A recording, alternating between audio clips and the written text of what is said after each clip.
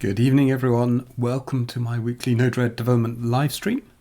I hope you're all well. I hope you're doing good. Welcome back. If you're a return viewer, I can see in the chat we've got Softy2K, Rebelor, old Bobby Tables, first time chat from a viewer.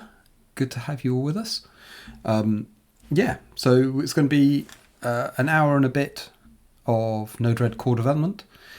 This is one of those weeks I've not got a definite plan what we're doing. You'll see in the description in that corner, adding search history is one idea for something we'll look at. Got a couple other interesting things to look at. All new featurey type stuff rather than bug fixes. But we're just going to see where we get to. So whilst I am talking, I'm just sorting out my workspace. Because I think I mentioned last week, I'm not actually doing a lot of Node-RED development work at the moment. Doing a lot more stuff for the day job. Well, Node-RED is the day job, but doing a lot of development work on FlowForge, which is coming along. Hoping to share more with the world pretty soon.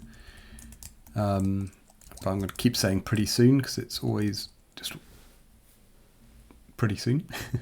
But it does mean my Node-RED workspace at the moment, because there haven't been any critical issues cropping up, it sort of sits dormant through the week, and I occasionally poke it when there are issues on the forum and I quickly have to recreate something and then yada yada. So I always have it lying around ready to play with. But it always comes, when it comes to the live stream, I've just got to tidy up a little, do a little housekeeping. But I think we're close. Let's see. So what are we going to do? In fact, have I got... wrong window. Yes, I have got the code open as well. Good, we are all set. Close all that up. There are 2 or 3 new features. So this is stuff that's most likely going to be Node-RED 2.2 for January, rather than stuff that's going to appear in a new bug fix release anytime soon. But let's crack on with it. Right. Well, let's do the thing that I've put in the title of this stream, adding search history. So what's that about? Well, at the moment, whenever you hit Control F, you can search for something. That's all well and good, and it takes you to the first thing on the list. Then if you hit Control F again, it's wiped your history. It doesn't have any history. It doesn't know what searches you've done, and it's a pain. If you want to search for the same thing repeatedly, now, there are a few things you can do. You can click this button here, which, if it were open, sends your search terms over to the outliner, which obviously keeps itself open all the time. So that's one way of doing it. But if you wanted to switch between a few different recent searches, in fact, look, we don't have search history on this one either. So we're going to look at, what can we do to try and help keep some search history? A couple different approaches, so it's going to be a little experimental to see what makes sense. The immediate one we can look at doing is adding autocomplete to this search box. So let's see. I keep bringing the wrong window into view. Here we are. So we're going to look at adding search history to this guy. How we do that. Softy2K asks, is it possible to limit search to only the current flow? It's not at the moment, but that would be an interesting thing to look at. Right, dusting off. So we're in the code, we're in the editor client, source, JS, UI, common search box. So this is another standard widget we offer for doing a search box piece of UI. So you can see it here, you can see it info sidebar, filter nodes. It's all the same component, so it just gives some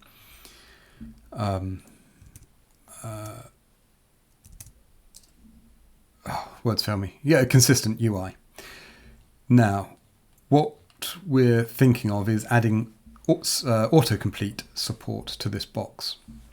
So autocomplete was a new thing we added in 2.1, added in, not in the function node, but say in the inject node, you can do message.payload and you get the autocomplete. So, and yes, I'm also aware it's on the to-do list. We can just neaten up a bit of how the autocomplete gets presented, but yeah, that's all done already for enhancing a search box. So, I mean, to begin with, why don't we just throw in autocomplete with a default set of completions? And this is where I just need to remind myself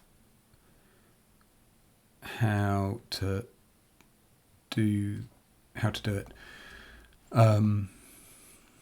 So somewhere in all of this, so this dot element is an input, which is good. We want an input because it's the input we want to wrap. We want to add autocomplete. So for now, I'm just going to autocomplete enable this input. So I think this dot element dot autocomplete. Switching back to my example, autocomplete, and then search and return some values. Okay, we're just going to do that for now. It's not that interesting. But if I reload,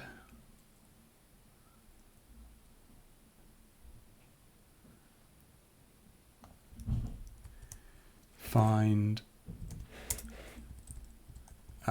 okay, so you can see the autocomplete box has appeared, but the it looks naff, and it looks naff because actually this example is entirely nonsense. It should return an array of, so let's fix up this example.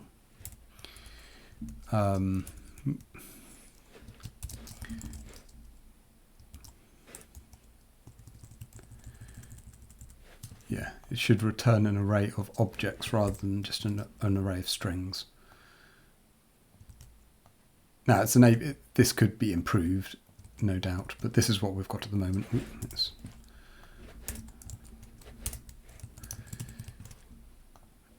So let's throw that in instead.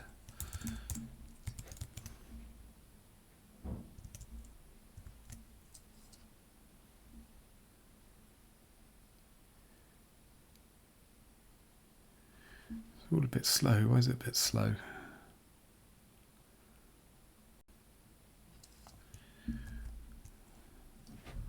Right, so now, okay, that's not done it.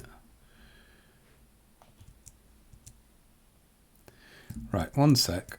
Let me, if I do that. Oh no, okay. One sec, I'm going to do something I don't do often. Just going to hit that. So you can still hear me, but you can't see my screen. Just because I need to go and pull some stuff off my screen that I don't really want on the internet at the moment. Just closing down a few windows I've got running in the background. It's just hosing my system memory.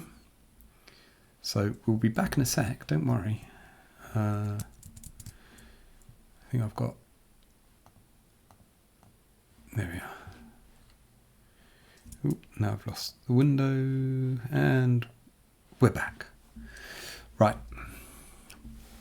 I've got a few too many windows open for other stuff I've been doing, and I think it's just eating up all my memory.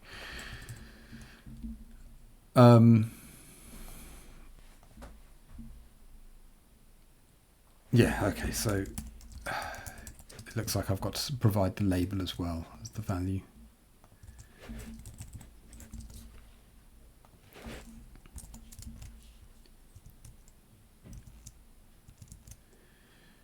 Yeah, as an API design, it sure would be nice to support just returning an array of strings and just dealing with it, but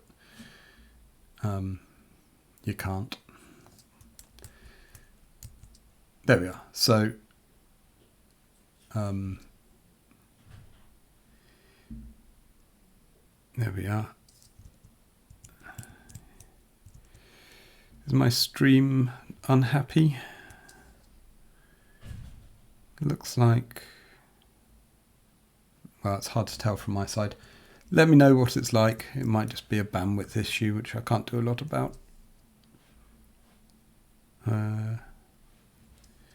Yeah, it's always hard to tell on whose side the issues. Anyway, focusing on this. So there we are. It's thrown up autocomplete. So now we've got, as I type in here, it's giving some autocomplete suggestions. You can see the autocomplete look and feel would probably need some improvement. It doesn't quite marry up properly to the inject the input. But as a crude principle, that's working. What I'm going to do is, well, at the moment we've got a hard-coded list of values. What we want to do is keep a history of search results. And now this is where it gets in a little trickier. Who's responsible for keeping the history? So this search box widget, like I said, gets reused in lots of places. What I don't know, what I can't remember, is whether we reuse that search box or do we reconstruct it every time we're building that, we're creating the search dialog. So here we have create dialog.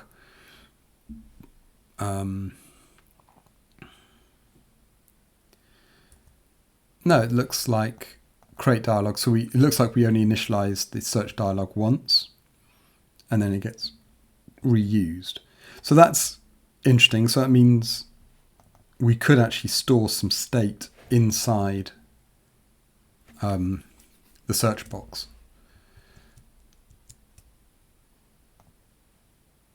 In that we're not recreating every time. So if we wanted to keep some history, we could actually keep it inside the search box.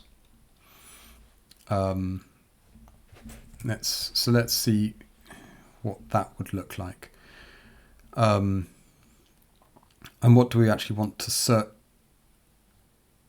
Well, okay, so this is another bit of interesting consideration. At the moment, as soon as you start typing, ignore the autocomplete, it does the search in real time. Whenever you change this. So the question is, what's the actual history to keep? Should it be the history? Yeah, it's refreshing the list constantly. So it's refreshed having typed the word fun. If I add a C on the end, it's refreshed the search. But those are two different searches, searching for FUN and FUNC. What should get kept in history? I would suggest maybe we want to store the successful searches, as in searches that you've then interacted with something. The difficulty there is, having said we can do it all in the search box, the search results down here are not part of that widget. They're part of the they are part of the search box. So, yeah, who is responsible for keeping the history? Maybe, I'm trying to think of a way, could this be applied and just work for free for all search boxes, or is it a bit more on a case-by-case basis? I don't want to get too wrapped up on this. I'm already prattling on a bit too much about it. So having looked at adding, excuse me, having played around with adding it to the search box, I'm gonna actually go and add it to the search dialog, and let's just solve it for the search dialog because we keep track of all the state. Then I think that's good enough. So it's the search input is what we want to set the autocomplete on. And then what?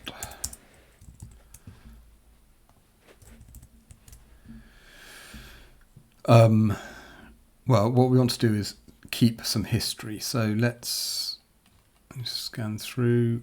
Yeah, we've got it all here. So let's add search history.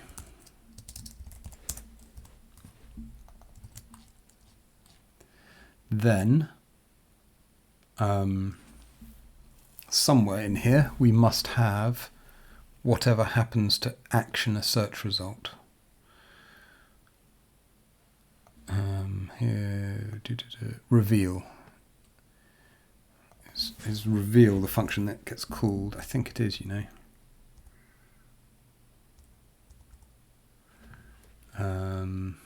Yep, whenever you press enter, triggers a reveal. So, yeah, and the reveal then triggers the hide and shows it. So, what we can do is we want to so we call reveal with the node that has been found, but we don't want to store the node in the history. We want to store what the original search term was. So I'm just trying to find again our search input. What scope is that? That's globally scoped, which is nice. So let's go find reveal again. So search history dot push search input dot val. So whenever we've confirmed a node, we'll stick onto the search history the val. In fact, what we want to do is unshift it because we want to put it at the start of history. Because when you view it, you want to have the most recent stuff at the top. Is that right? Yeah, I think that's right. So then, wherever we set up the autocomplete and the search, we're going to return search history, but just for now, we are going to return a properly looking object. So we're not actually doing any autocomplete as such. We're not filtering that list yet. We'll do that in a minute.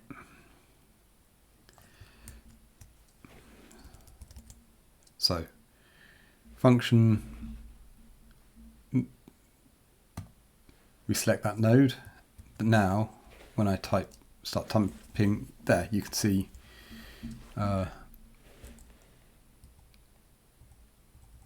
so there's, yeah, that's interesting. There's a bit of contention now going on keyboard shortcuts. So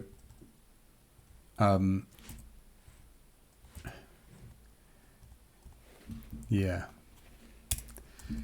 what do we do about this then? So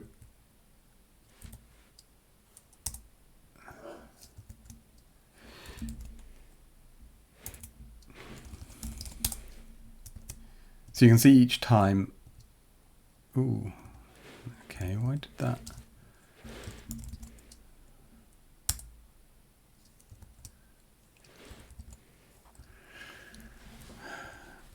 Yeah, we're getting some interesting interactions of behavior. So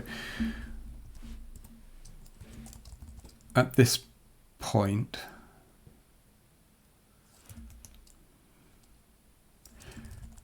when I hit enter, whenever I hit enter, both the autocomplete list and the search results are getting that event. So if I type change and hit enter, so it's gone to this change node, but when I pull up the history, it's fun again, because when I hit enter before, it's actually confirmed that first autocomplete, but it's done that after it has confirmed, passed that event on to trigger the reveal. So, this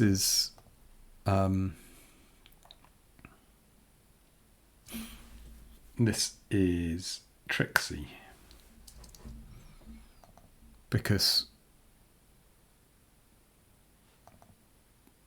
we have key down handlers on the search input as well.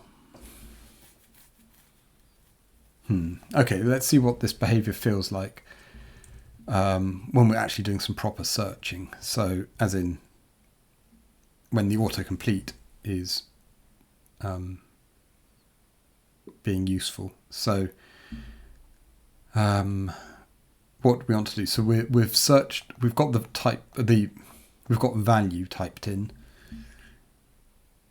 What we want to do is we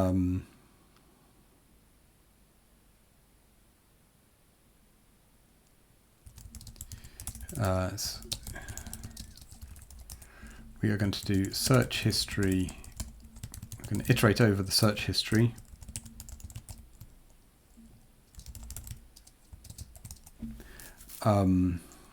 Then what we're going to do, we're going to do we're going to look for the index of value in entry. In fact,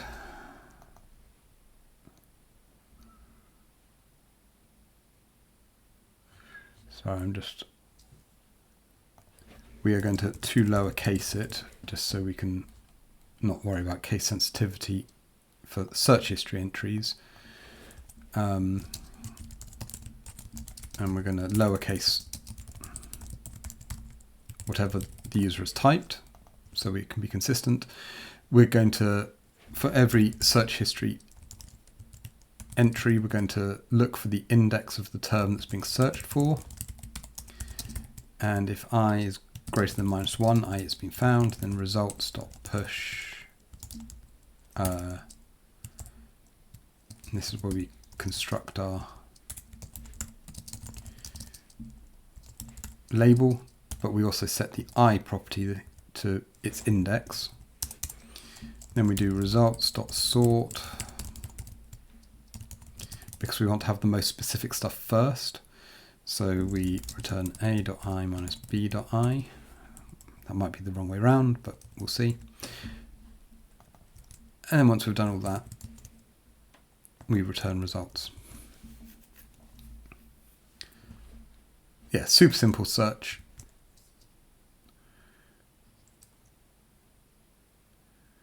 Of course, it's going to be not so interesting. Okay, search for function. Ooh, bug, too lower. Did I really write too lower? I did. Too lower case.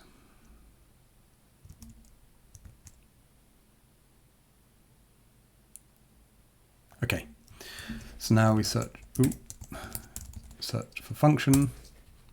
Good. Let's search for inject. Good. Now, if I search for F, you can see we have function in the list, which is good. Inject comes up. So it could be function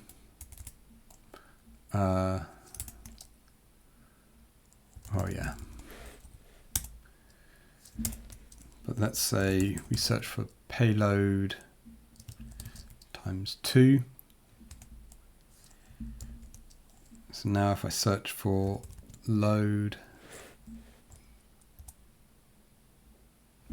yeah, so there's definitely some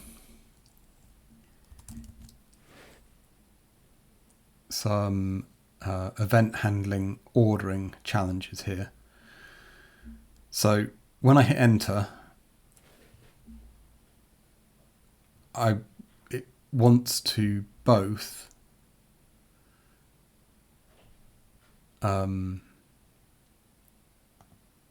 do that completion and update the search, but not reveal the node. So I think if I go into the autocomplete keyboard handler, what I want to do is to stop propagation. So that's key down for enter.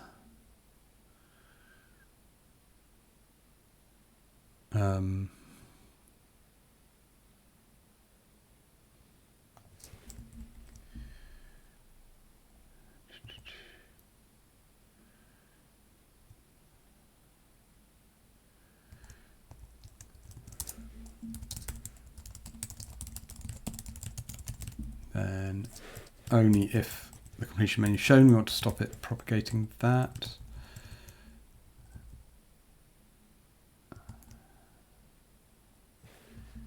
Yeah, I might have to.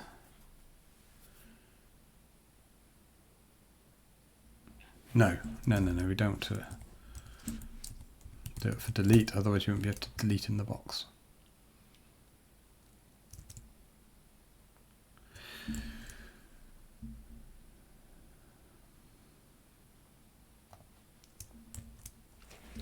So, unfortunately, each time I've got to search for a few things, so I've got some history.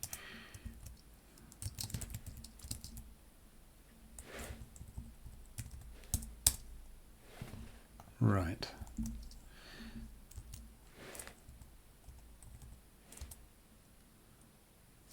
Okay, so there was something good there. If I type now FUN and I hit enter,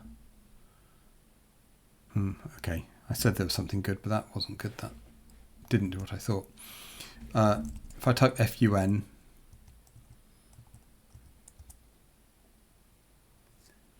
right, if I type function and just hit enter, it does it straight away. That's because the focus is still on the input, it's not on the completion menu. If I hit the down arrow, I think I've given focus to the completion menu, and if I hit enter, it does the completion without doing the search, which is probably what you want. You want to select the entry and then be able to refine the search.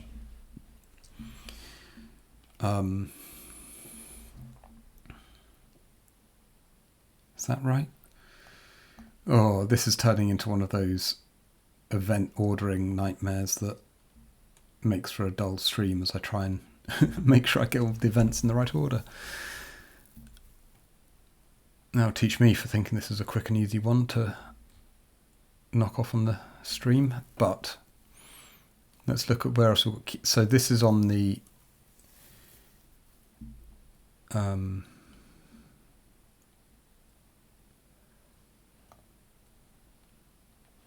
this is the key down, the keyboard handling, which handles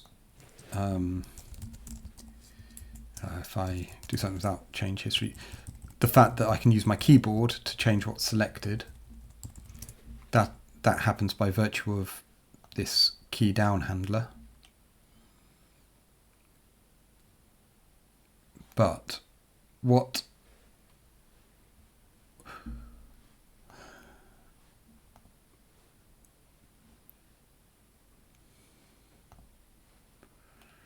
right, so up and down. So where's the key code? Oh, that's going onto the menu. Sorry, here's what we're going to do. What we need is a way in the keyboard handler for the input to know whether the autocomplete list is shown or not. So in our autocomplete widget, we're going to add a what's going to be the right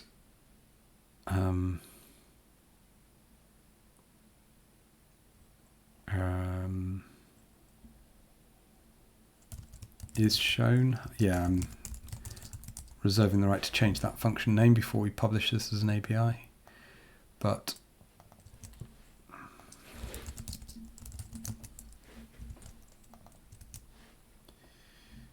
But by doing that in this key down handler, we can say if search input dot autocomplete is shown, return, as in don't do anything with our local keyboard handling if autocomplete is currently shown.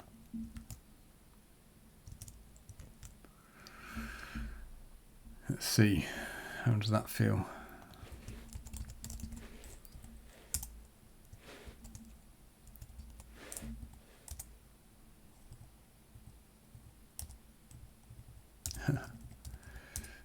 Okay, so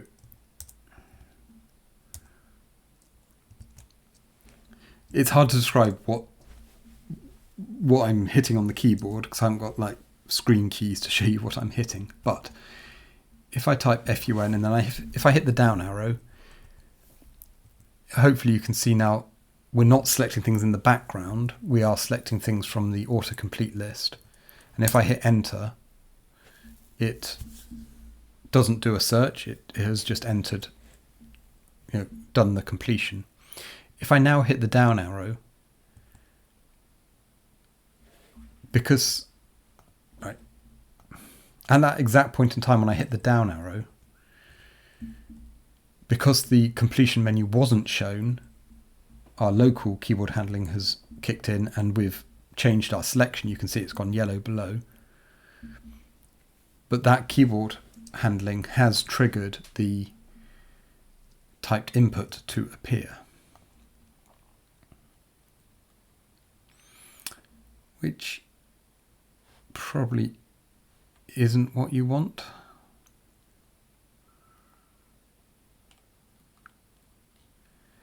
I'm inclined to say if we're not showing the typed input, sorry, not typed input, if we're not showing the auto completions, is pressing the down arrow reasonable to expect to display the auto completions for where you're at?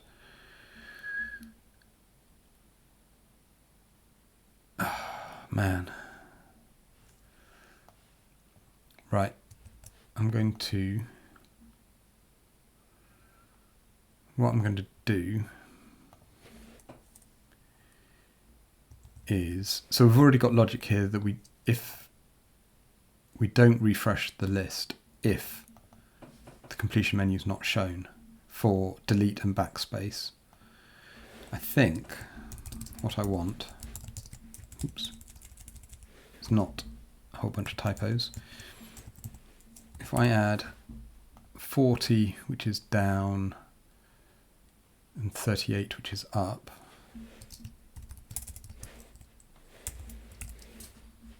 so just delete down, up,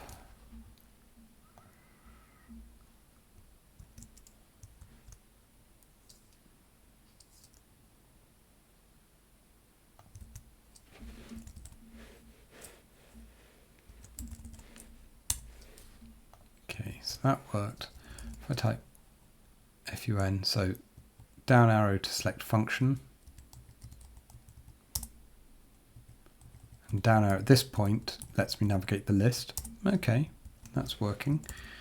If I do one, I don't know.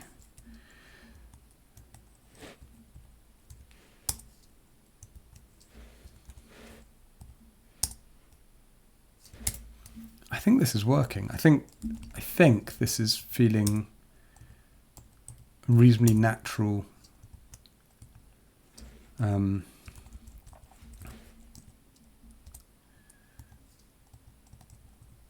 A reasonably natural interaction between these different elements.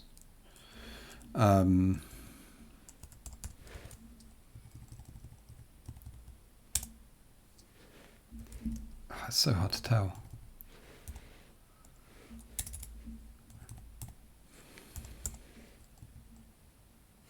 Except, okay, oops. Except now, because I'm now swallowing the down arrow, what you could do before was to hit the down arrow to see the complete list of available completions.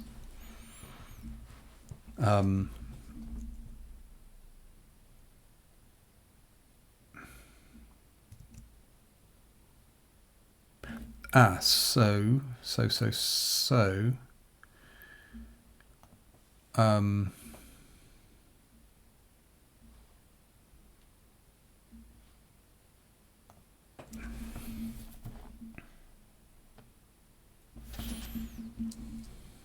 So, sorry about this. I'm going to add a slightly different bit of logic around this, which I think will kind of hit the sweet spot of behavior. So, if the completion menu is not shown and that.element.val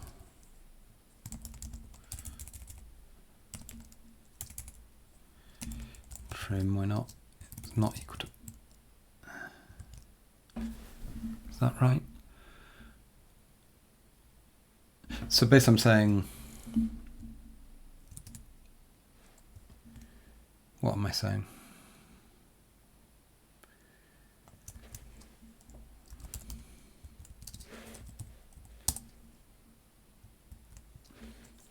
So at this point, if I type P and hit the down arrow, I can select payload. It does the autocomplete, and then I can select the list. That's goodness. And if I have the cursor in this box and I hit down, I go into the list. But if this list is blank and there are no results and I hit down, it doesn't do anything.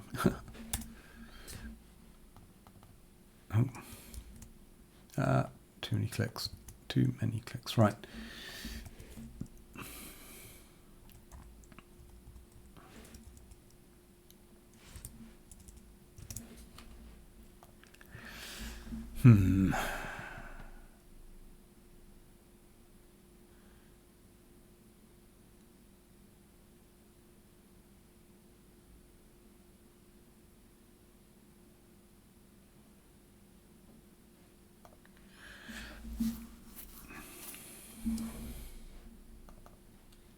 Have I got? Yeah. Oh, okay. So there's already logic here that you couldn't get it to show you the complete list of auto completions. Here, we already, if we realized the value was blank, then we would hide the menu. So I was wrong to say you used to be able to hit the down arrow. That was imagined behavior.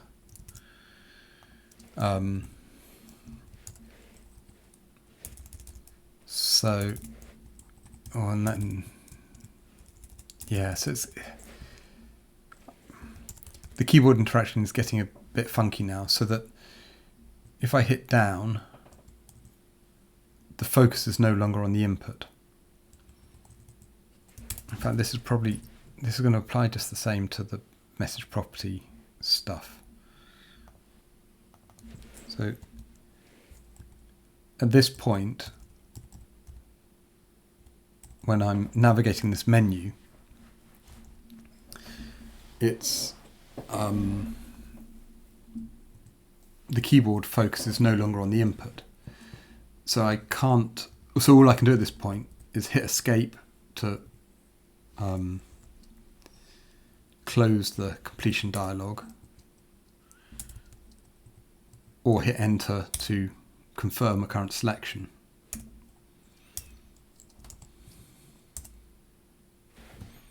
Which might be okay, but for this, I guess what I'm trying to get to is using autocomplete.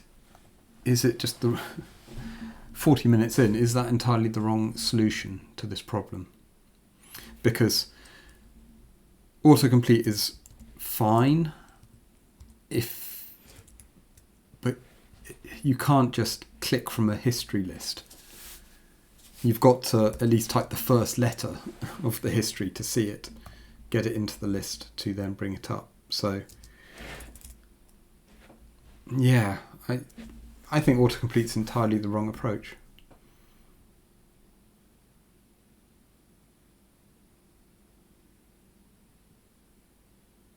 Yeah. Autocomplete is the wrong approach for this.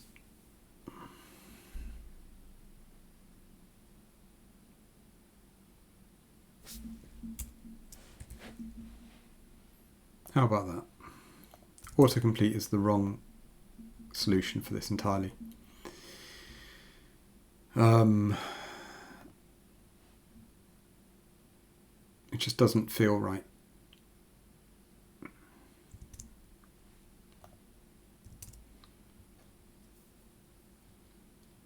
I mean, yeah. So what's the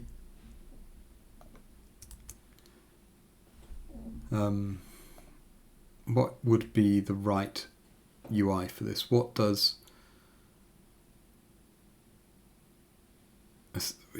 what does it suggest you want?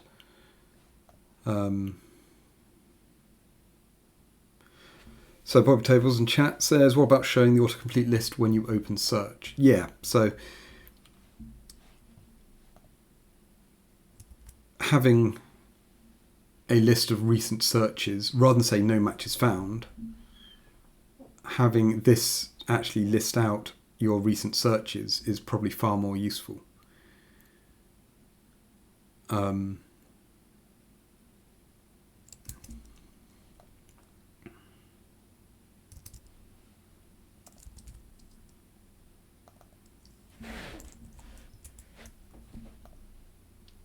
Yeah. So I'm right. Control Alt Z, reverting, undoing everything, every change I've made, I'm reverting. Do I want to do? Yeah, I'm going to do it. Absolutely everything I've changed, I'm reverting, because there's arguably very little value in that approach. So, starting again. 44 minutes in, I'm not running late tonight, so we're going to see what we can do. What can we do? What we want is, when this dialog is shown and if the search input is blank, then we want to put some search history entries in the table below. That's what we want. So I just need to remind myself, show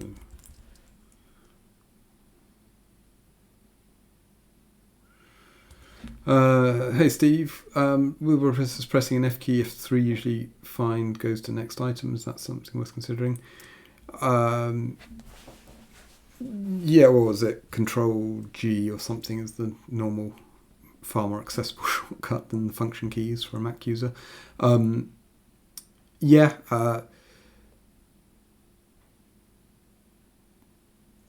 an interesting idea. There is interesting idea, not what I'm looking at right now, so I don't want to fall down that rabbit hole right now. The problem is we don't have often with word processors, search apps which offer that Control G, they will leave on the page somewhere. Like if I search function, now I can hit Control G just to jump between items, but it's clear what's going on because down here in the bottom it tells me there are 31 results, it tells me what I'm searching for, so that kind of removes so you know what you're searching for as you're navigating. That we don't have that. Once you do a search and you select its result, the search box disappears completely. There is no sort of search toolbar. So yeah, it could be a bigger change, a bigger new feature, add some sort of search widget that's more permanently, like in the footer down here, that's all tied together. So when you search for something, but there is also the search box over here. There's just too many possible ways of interacting that for it to all to make sense, to be frank. Right.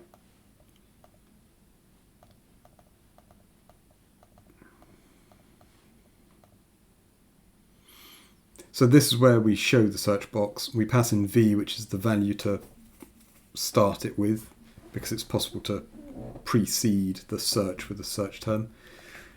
And here you can see we set the input search box value to that value. And then we slide down the dialog. What I want to look for is, so search input,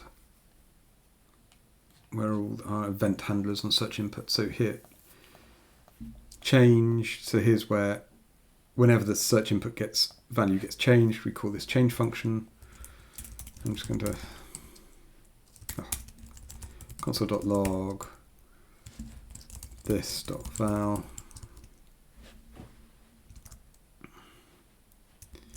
We reload. Now we're going to see a few of those because there are 3 search boxes in the workspace.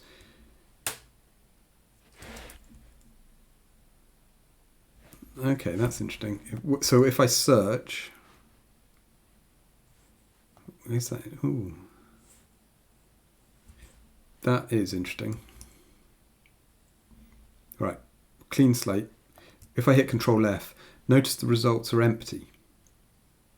And then if I do a space and it says no matches found, close, and then if I hit Control F again, it still says no matches found even though I haven't got a search term. And that's because we're not clearing out the search terms when we hide the dialog.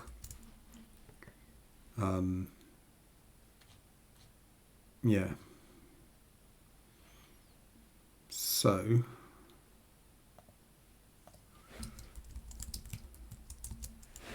I'm going to just add that in there.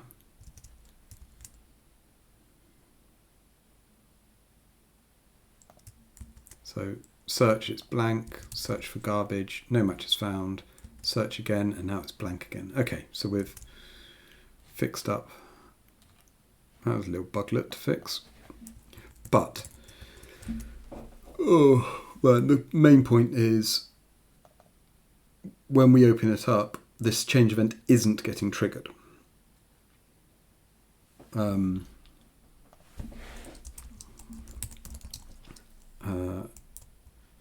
So I'm going to create a populate search history.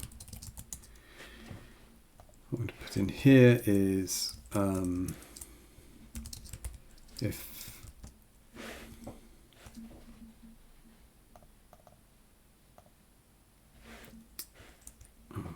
bear with me, let's just go have a quick squiz at the search function.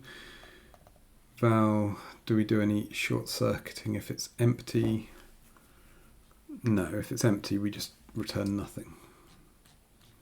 So we can, up here,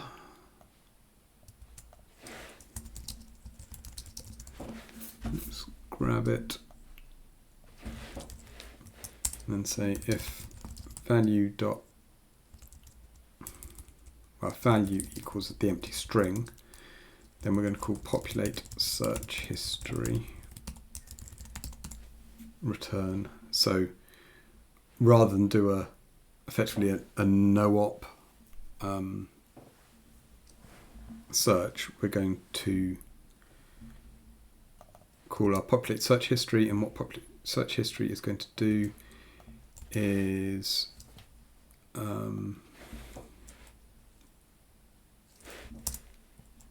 it's going to search history for each. Oh man, my typing's going to pop.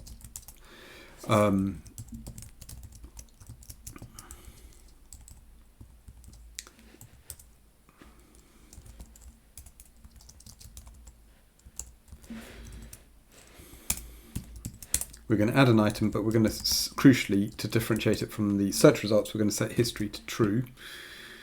It's all a bit hacky, but it'll work. And then down here where we have the add item, if we say if object.history, then this is going to be a history entry. Man, keyboard. And then I'm just going to come down here and crib this line.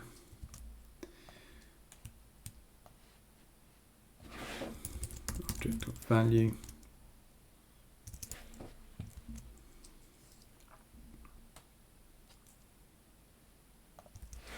So we search for function, and then we get a bug because I've made a typo. Do I have to call it search history?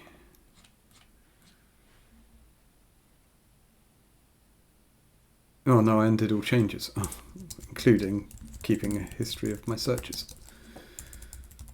That was a bit unfortunate.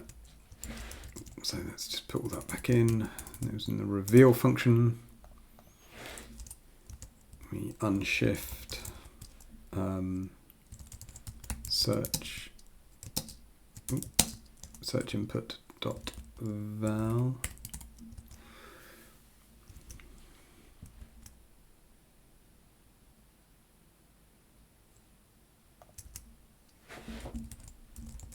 So we search for function.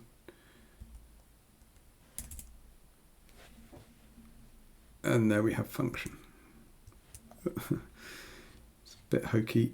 Right, let's join some dots.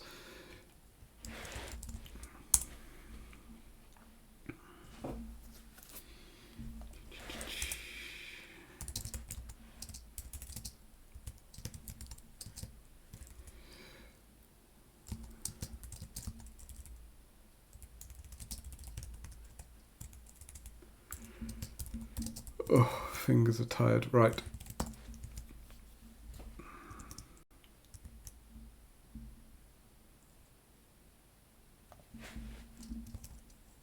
So let's search for a change node. Let's search for a flow node. Let's search for a function node.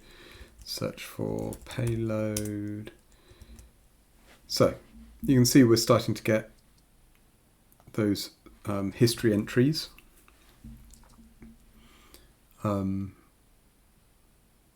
Appear, but yeah, because we've just stolen the styling of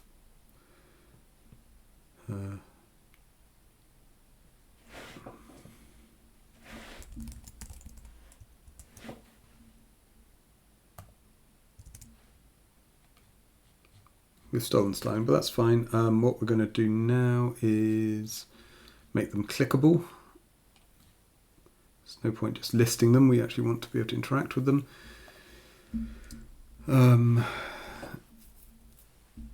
So in fact, what we want is to make it interactive. So I'm going to steal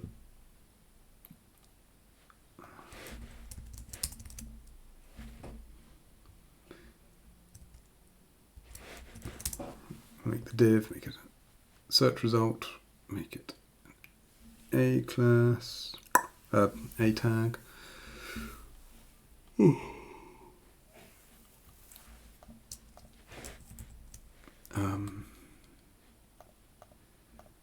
Set the text to object.value and then div on click.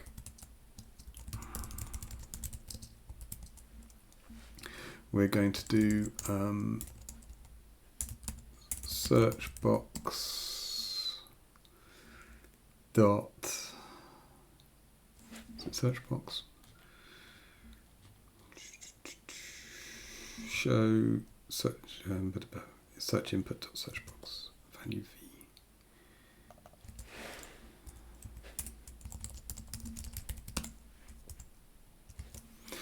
Bobby tables, you also need to add a button to clear search history and maybe a remove button for each entry. Yep, if we're doing this, we're doing it properly. Not necessarily all on the live stream, but we are going to do it properly.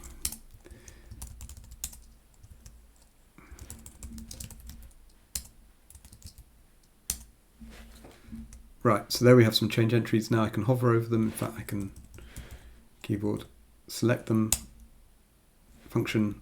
That's worked, except it's caused an error. Why has it caused an error? It's caused an error because someone is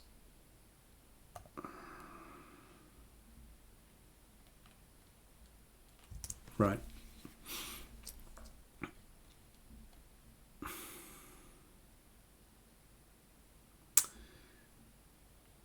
Oh yes.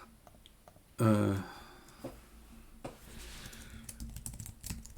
not what we want. We want. Where do we handle enter? So here we handle enter. That's handling the more case.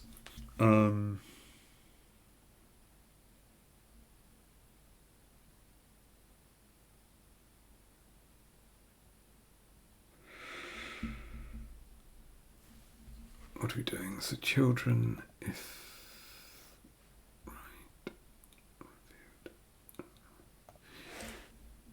oh man, why does it have to make life so complicated?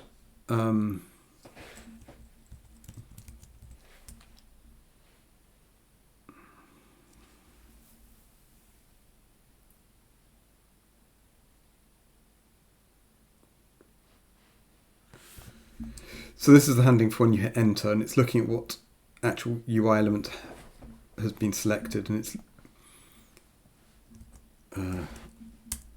oh yeah. We are going to do a similar hack.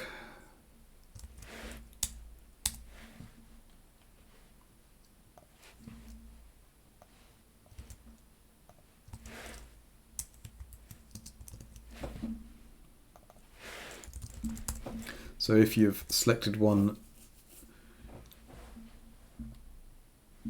oh man.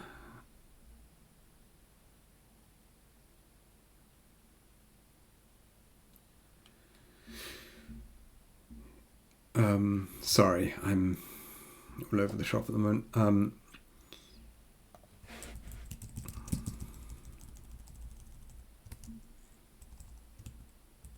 this is horrible. Horrible code. But it's at this point we want to do the search, set the value.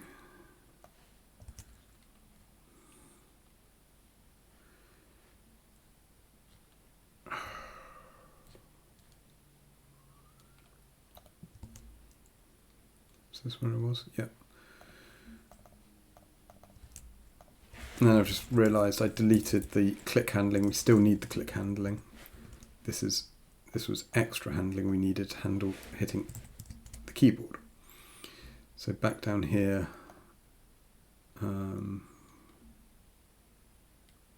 wherever it was, here it is.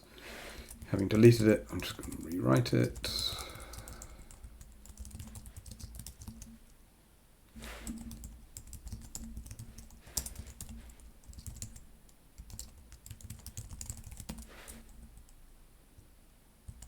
Right. Cliffo, what are you saying? Will you have a button to re-enter entry to search rather than run the clock, but then run just immediately search that entry? Does that make sense? So yeah, well, yes and no in the sense that, well, let me show you what I think we're going to end up with. Why not global? So if I click glob, yes, it does the search, but doesn't stop you then. In fact, it does the search, but I should put the focus back in the search box so that you can then type some more. But the key thing is whenever I clear the search, you can see the search history appears. Yeah. So that's working with mouse clicking. Does it work with keyboard? Yeah, it does work with keyboard, which is nice. And with keyboard, the focus was reverting, which is nice. So what we want to do is add, I think, search input of focus on the click handler.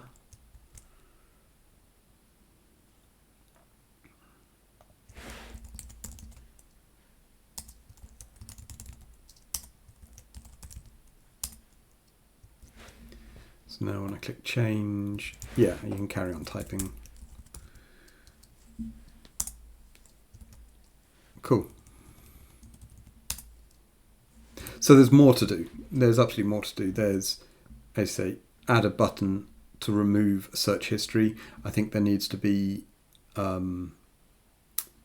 header so you know that this is search history possibly, or have some indication that this is search history.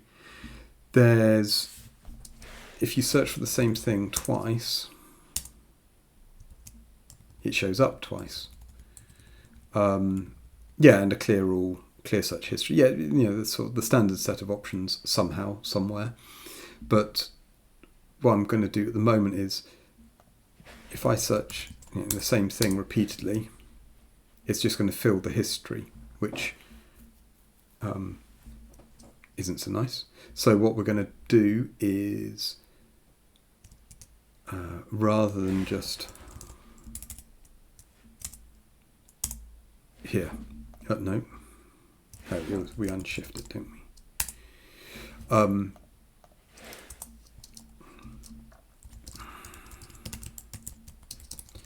Rather than just unshift it, a copy of the value, I'm going to get search input dot.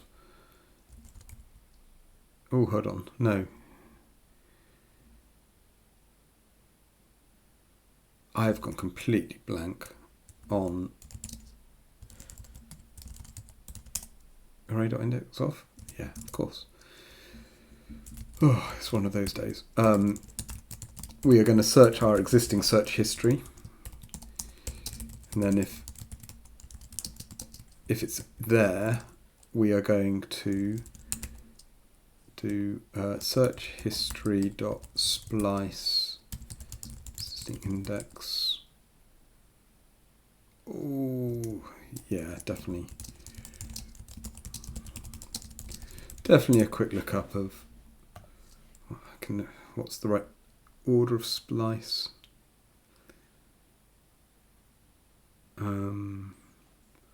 Start, delete count. Yeah. Remove one element. Yeah. And splice operates in place. Yeah, that'd do it. Thank you, Steve. I was wondering what you were saying, but yes, I was doing index of entirely the wrong thing. Well spotted. Yes, we look for the search value in our history. If it's there, we'll splice it, we'll remove it from the history, and then we'll unshift it back to the top of the list. Seems reasonable, doesn't it?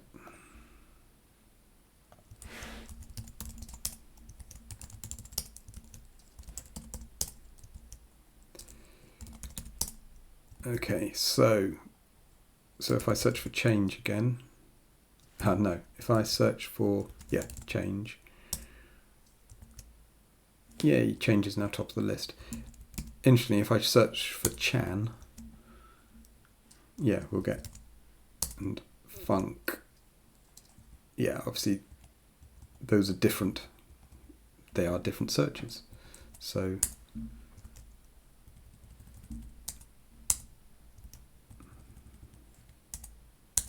cool, that's all working nicely. I'm conscious of time, I don't want to run on, but let's just, for dramatic effect,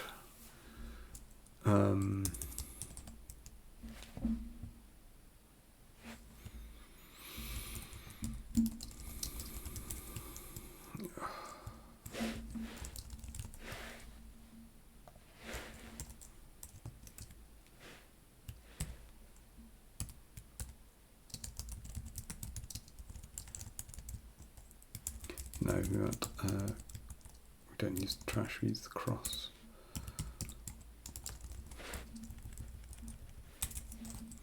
We're going to add a delete button to the individual entries.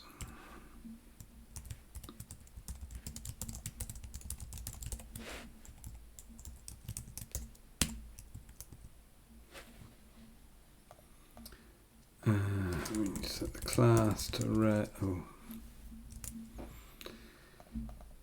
this is entirely rusty. I can't remember all the right classes for all this stuff. Oh, it's FA remove is what we want, and we want red UI button small, which I think removes an alias for cross, so I think that would do it.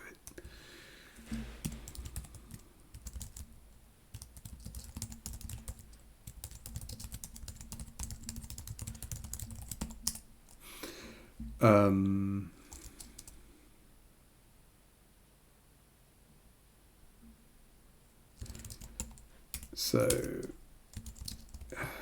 this is search, same code again, search history dot index of object dot value, search history dot splice index 1.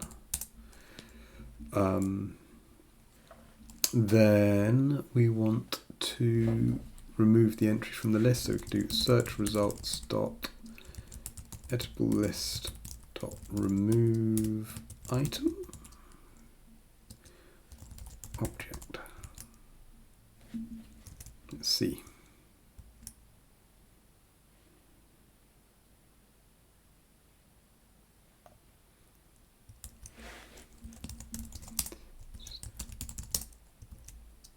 And yeah, I know the positioning's all entirely wrong at the moment, but just, at this point it's just checking the functionality. So if I hit that on change, it's removed it. And then cancel the search. Yeah, it's remembered it. It has remembered that it was removed. Good. Then, I mean, this needs some proper CSS doing, but for now, we're going to set position, I dare say, absolute. This is the point where we're just going to do it in line. Position absolute, right 0. No, we want probably right 5. Just take it off a bit. Top 5.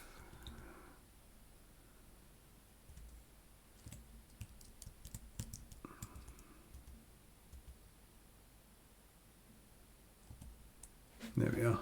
Position absolute, right, top and right 7. That puts it in the right place, doesn't it?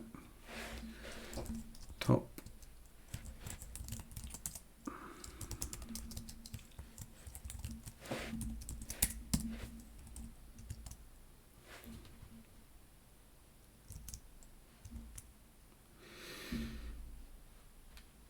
And yeah, putting the remove button over on that right hand side is entirely consistent with where we put the remove button elsewhere in our lists. So let's just do a bit of searching. Yeah. So we've got the buttons. They're working. One more bit. Go find our populate search history, and we're going to add, we're going to say if search history dot length is greater than 0, so we actually have some stuff.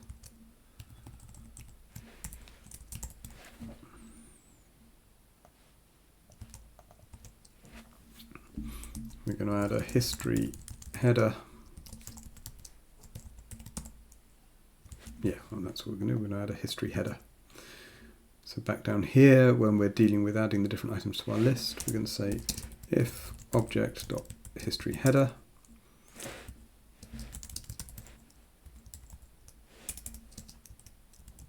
then blah. I do just need to go before I forget, because I will forget.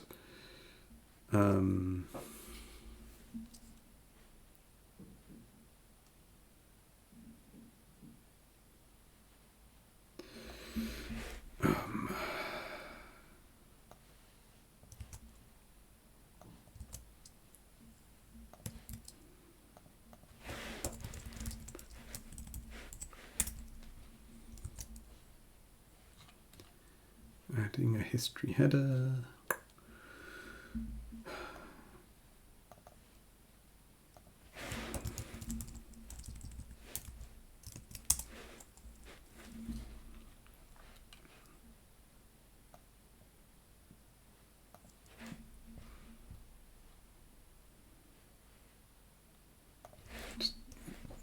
Really just looking for things to crib.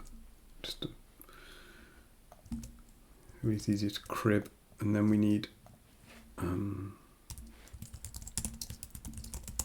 it's a new message for the catalogue, search history, and then we're going to go and copy this button.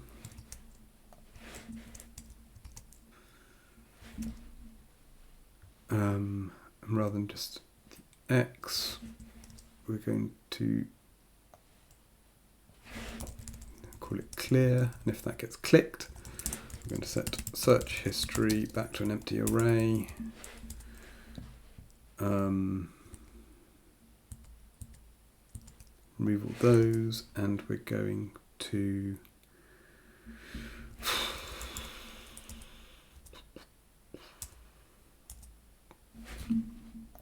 search results empty.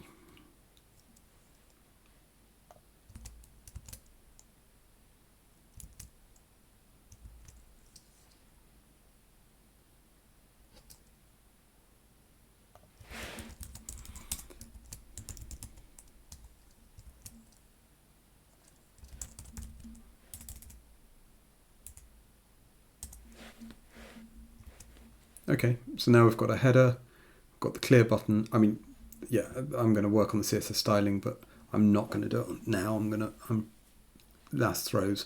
I will improve the styling of this list. It's just a bit rough and ready at the moment, but hitting clear clears the history, and if I reopen it, the history's gone. Yeah, that's working, isn't it?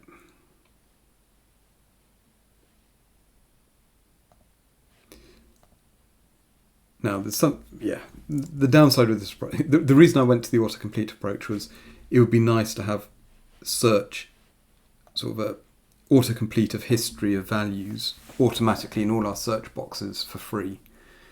But, and whilst that might work for ones like this, which don't have other complicated keyboard handling interactions to worry about, this one we do. So I think this is a nicer solution. The only outstanding bit, as I say, is some better CSS styling, just to make it all line up better. You see this clear button just looks a bit north to me, so it needs nudging down a bit. But yeah, okay, well that was a bit more involved than I thought, but that's where we're going to leave it tonight. Yeah, a nice bit of something for 2.2. I say I've got a run of other interesting items I wanted to have a play with. We don't have keyboard shortcuts related to wiring nodes, so this has come up in a couple of discussions recently. That it would be nice if you just selected two nodes to have a keyboard shortcut to wire them together. Now, of course, someone will immediately say, well, what if you have a node like...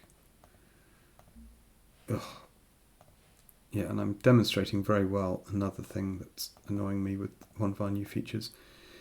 Okay, I haven't got a node with multiple outputs. If you have a node with multiple outputs,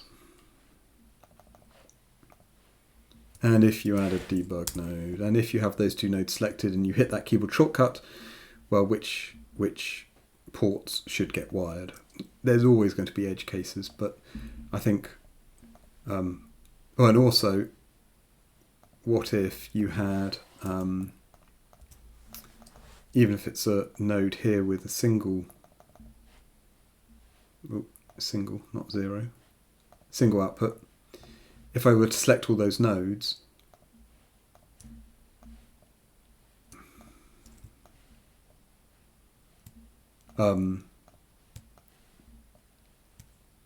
if I were to select those 4 nodes and hit that keyboard shortcut,